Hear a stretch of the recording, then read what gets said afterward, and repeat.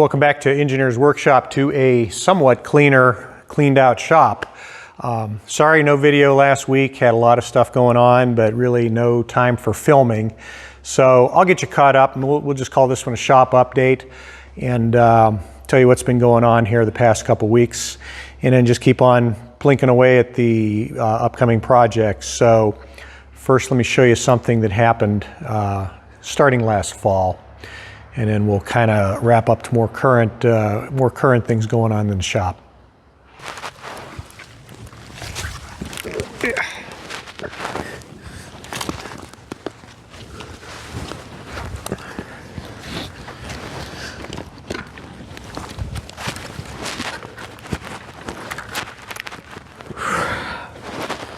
Those are dead as hell. Yep.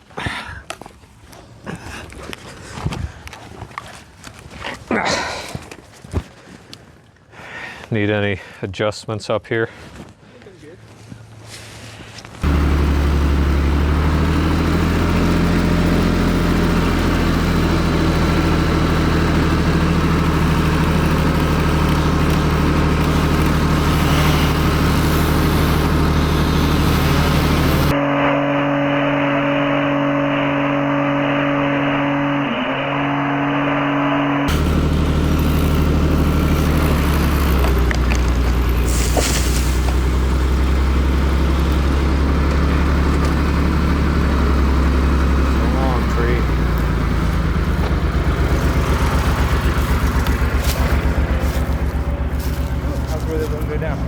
I messed up there. I started to cut down a little bit.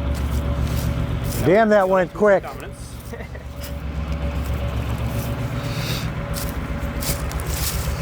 yeah, look at that. Nothing, and it just boom, it goes. Yeah. That thing is more solid than I would have thought. I mean, it's pretty bad up at where that other limb came off, but So what was going on down at the base? Was it like crushing into the ground or what? Because I mean, this is... well, this is all pretty spongy. See okay. this? Yeah, so bet you start that- hitting that spot with that Bet that hammer. thing would have lasted another 5 years probably. Yeah, but we wouldn't have had any good wood out of it. Yeah. And it still looks like shit, so. Yeah.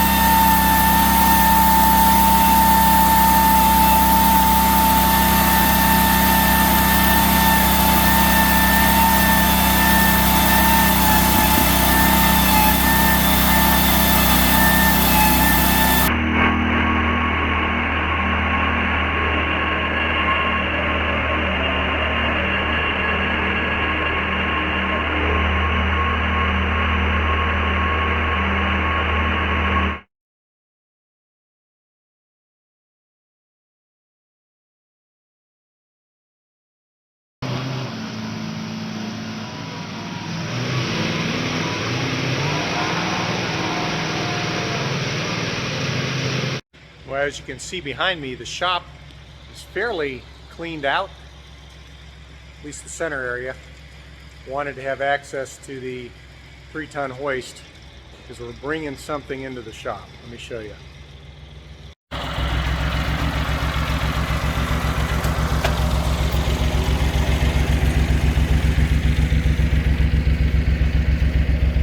This is one massive tree.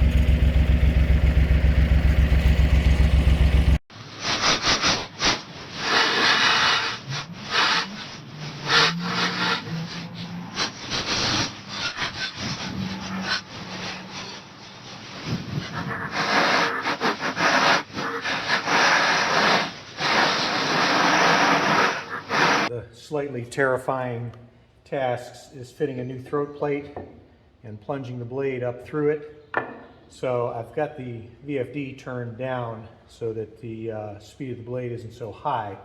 I'm going to keep the front edge of the throat plate against this edge here and try to slowly lower the blade, or excuse me, lower the throat plate down into the spinning blade. If it gets tight, I'll just shut it down, but I have to do that, raise the blade up through it, and then progress through a number of different angles for the cut.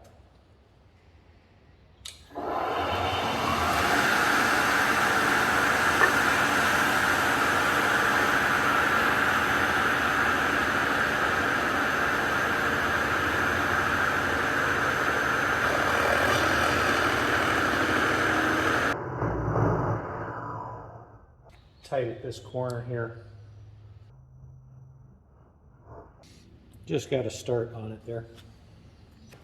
Okay, tweak the edges a bit. Take 2 on the fitting.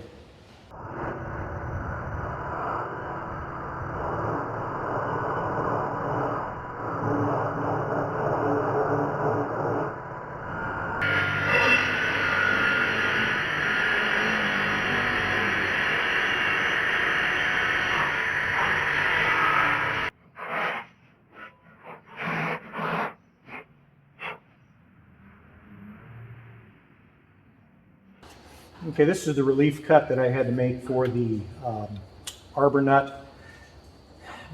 Not just the arbor nut, but also when this blade tilts, it's going to be cutting more of a 45-degree mark in here, and then the ends, basically the shelf that this sits on, comes down to about 7/8 of an inch. So hopefully this is going to drop in pretty nicely. I've got it sitting just a little bit high, maybe by about 10 thousandths. So now I can come up, plunge through all the way, and then see if I can start angling the blade and get some of those 45-degree bevels cut and get the bottom of this cut out to shape. Keeping the VFD at about 30 hertz, 37 hertz, to reduce the likelihood that this has a violent kick.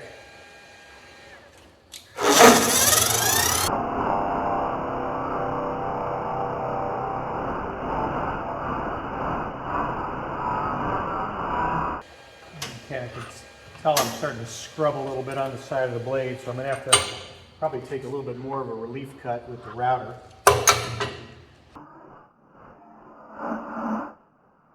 Basically, I'm going to have to relieve about, I don't know, let's do about that much. A little bit extra leaving there, even did a little bit with a 45 with a utility knife.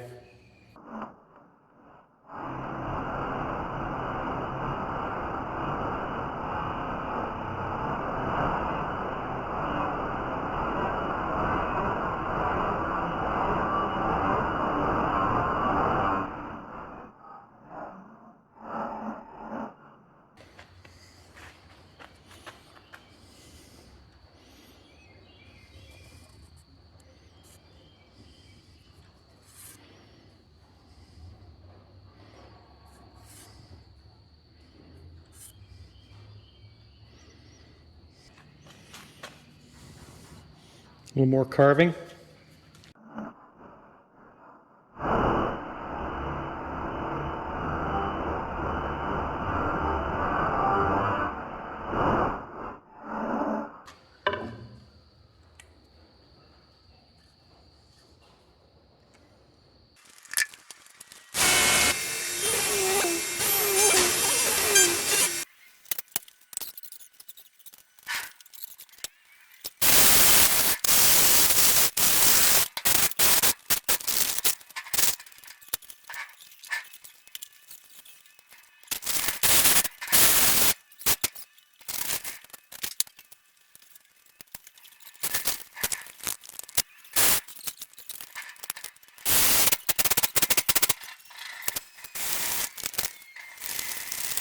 We divided the load into 2 parts, trying to split the weight about evenly, and I would estimate just from the hoist that it was probably about 3,000 pounds per section. These slabs were 3 to 4 inches thick, about 12 to 14 feet long, and as wide as maybe 40 to 48 inches at some of the widest points. So wet wood is basically twice as heavy as dry wood, and these were still, basically sopping wet from the live tree. So they were pretty heavy. Just showing you a little bit of the figure. You get the sapwood and you get the different colorations and the very crazy grain patterns where all of the burls and the knobs are that grew on the side of the tree. Those make for really interesting grain.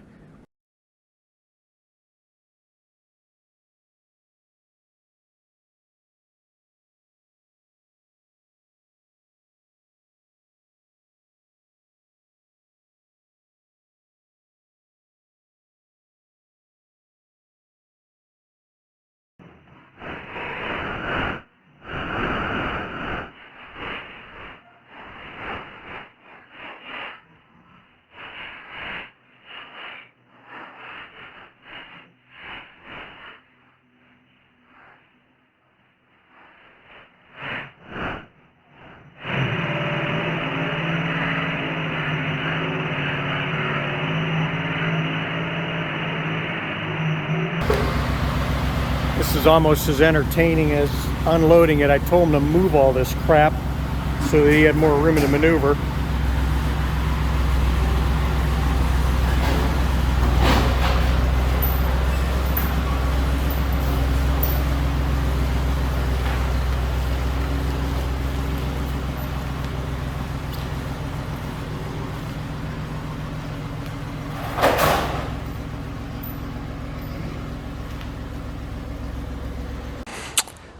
Got the 15 horsepower motor here for free initially with the table saw, intending to use that on the big Quincy.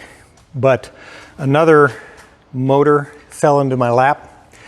This is a 5-horse Baldor 3-phase, and same foot mount as the previous one, so it was much simpler just to swap this on, verify that it worked. So I hooked it up to the VFD.